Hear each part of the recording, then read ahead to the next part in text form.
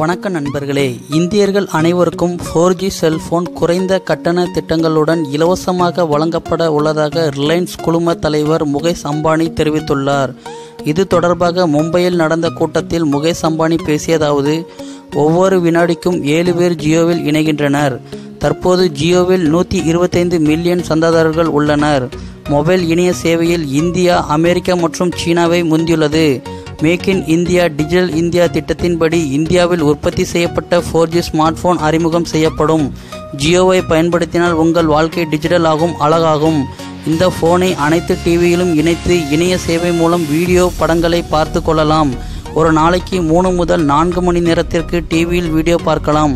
ரூபாய் 153க்கு இலவச அழைப்புகள், SMS, அன்லிமிட்டெட் இணைய சேவை வழங்கப்படும்.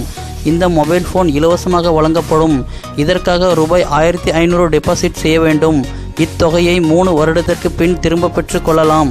மொபைல் போனுக்கு வரும் ஆகஸ்ட் 24ஆம் தேதி முதல் முன்பதிவு செய்ய வேண்டும்.